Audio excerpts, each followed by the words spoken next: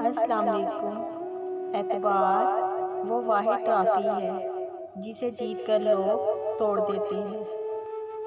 تم کو یہ ڈر ہے کہ تجھ کو خدا دیکھ رہا ہے، میری لگن ہے کہ مجھ کو خدا دیکھتا رہے۔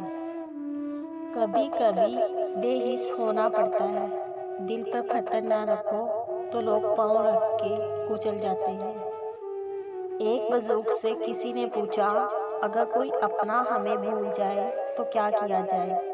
بزرگ نے فرمایا، کوئی اپنا ہو تو وہ کبھی نہیں بھولتا، اور جو بھول جائے وہ اپنا کبھی نہیں ہوتا۔ دنیا میں خوبصورت دل تلاش کرو، چہرے نہیں، کیونکہ خوبصورت چہرے تو بہت ہیں لیکن خوبصورت دل بہت کم۔ کسی کا کردار تمہاری ذمہ داری نہیں، کسی کی ذات تمہارا ٹھیکہ نہیں۔ جو تم ہو بس تم خود ہی ہو، اپنے آپ پر توجہ دو۔ لوگوں میں پڑے کیڑے مت دیکھو، اپنے اندر بسنے والے بچھو اور سانپوں پہ غور کرو۔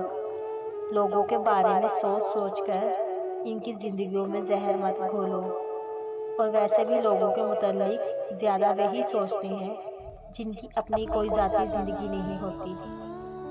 مشکلات ہمیشہ بہترین لوگوں کے حصے میں آتی ہیں، کیونکہ وہ اس کو بہترین طریقے سے انجام دینے کی صلاحیت رکھتے ہیں۔ کسی کو دھوکہ دے کر یہ مت سمجھنا کہ کتنا بے وقوف تھا، بلکہ یہ سوچنا کہ اس کا آپ پر اعتبار کتنا تھا۔ اچھے لوگوں کا تمہاری زندگی میں آنا تمہاری قسمت ہوتی ہے، اور انہیں سنبھال کر رکھنا تمہارا ہنر۔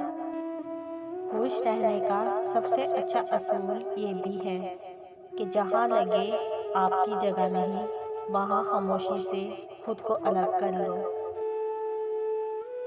ہم زندگی میں ضرور کامیاب ہوں گے اگر ہم ان نصیحتوں پر عمل کر لیں۔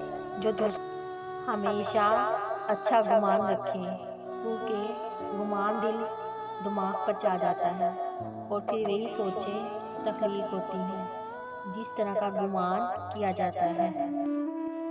تنگ دستی میں سخاوت کرنا، غصے میں صبر کرنا، اور طاقت کے ہوتے ہوئے بھی معاف کرنا افضل ترین نیکیاں ہیں۔ تجربہ انسان کو غلط فیصلے سے بچاتا ہے، مگر تجربہ غلط فیصلے سے ہی حاصل ہوتا ہے۔ زندگی میں اپنا پن تو ہر کوئی دکھاتا ہے، لیکن اپنا کون ہے یہ وقت بتاتا ہے۔ کچھ لوگوں کو اونچائی پر پہنچنے کی اتنی جلدی ہوتی ہے کہ وہ چھوٹے لوگوں کا ہاتھ پکڑنے کے بجائے بڑے لوگوں کے پیر پکڑنا پسند کرتے ہیں۔ اللہ تعالیٰ ذات سے نہیں بلکہ اپنی صفات سے ہر جگہ موجود ہے۔